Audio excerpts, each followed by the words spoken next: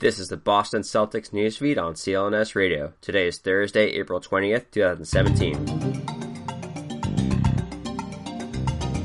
This is Corey Prescott reporting for CLNS Radio, the leading online provider of audio-video coverage for the Boston Celtics. A dark cloud has seemingly trailed the Boston Celtics during this series against the Chicago Bulls that despite being only 5 days into the matchup between the two storied franchises, it feels like it's lasted much longer. The tragic and heartbreaking circumstances surrounding Isaiah Thomas and the death of his sister China notwithstanding, the Celtics seem to be in the worst of situations. Not only are they 3 steps behind whatever the Bulls have been throwing at them on both offense and defense, the team effectively imploded Tuesday night. It was so bad that even the affectionate "Let's go Celtics" chants that come at the end of difficult losses in an effort to rally the troops were instead replaced with a scatter of boos directed towards the home team. It's clear that the Bulls have done just about everything right, from a Rajon Rondo resurgence that many, including myself, predicted wouldn't happen again in the NBA after Rondo spent the last 3 seasons bouncing from quitting on his Mavericks team in the playoffs to landing in NBA purgatory with the Kings to this season in Chicago, where he put up his worst number since his rookie season and was effectively out of Fred Hoiberg's rotation for a solid chunk of the season. In addition to Rondo's resurgence, Bobby Portis and Paul Zipser have put in great performances off of a previously thought to be thin Bulls bench, and the Celtics have made Robin Lopez look like Kareem Abdul-Jabbar. That's not even counting Dwayne Wade and Jimmy Butler, the former a playoff warrior, 3-time NBA champ, and the latter the best player in the series who have had decent shooting performances thus far. Brad Stevens and his coaching staff cannot sit on their hands and hope that the Celtics simply respond with what they've been throwing at the Bulls through 2 games. Mental and strategic changes need to be made, as the guys on the CLNS roundtable discussed in yesterday's show. According to the Boston Globe's Adam Himmelsbach, Stevens indicated that he might make a change to the starting lineup for Friday's must-win Game 3 in Chicago. What that change is has yet to be determined. Said Stevens, quote, "There's a large part of you that watches it and says, you know, if we just play a little bit better in the first through third quarters, we'll be in better position to have a chance to win. That said, we haven't done that, and they have, and so I think you have to consider everything." End quote. The Celtics made a similar change during last postseason's 4-2 defeat at the hands of the Atlanta Hawks, placing Jonas Jerebko in the starting lineup in favor of Jared Sullinger. Jerebko's overall energy and ability to stretch the floor helped push the Celtics to wins in games 3 and 4. Jerebko has played just 3 minutes thus far in this series, but considering that Amir Johnson looks toast, 7-footer Tyler Zeller has grabbed 3 rebounds in 11 minutes of action, and Kelly Olynyk remains maddeningly inconsistent, the 30-year-old Swede may present the most logical option.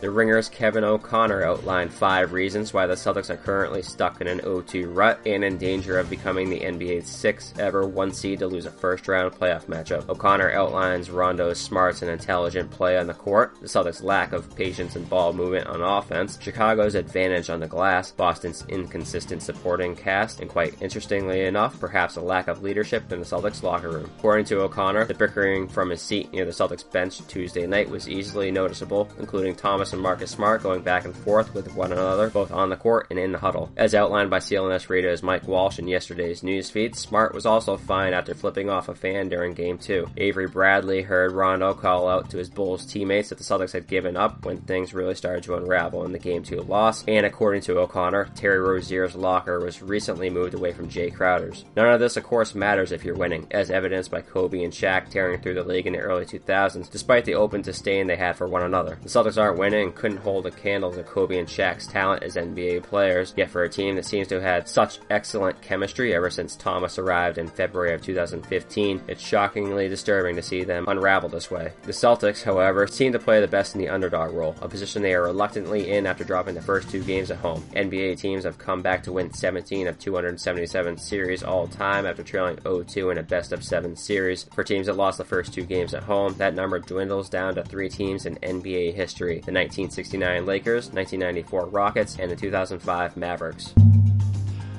Celtics receive 1 more day of rest, while 6 other teams get ready for action Thursday night. The Cleveland Cavaliers hope to go up 3-0 against the Indiana Pacers. Toronto travels to Milwaukee tied at 1 game apiece, and the Memphis Grizzlies will look to use the motivation of Coach David Fizdale's speech in getting on the board down 2-0 at home against San Antonio.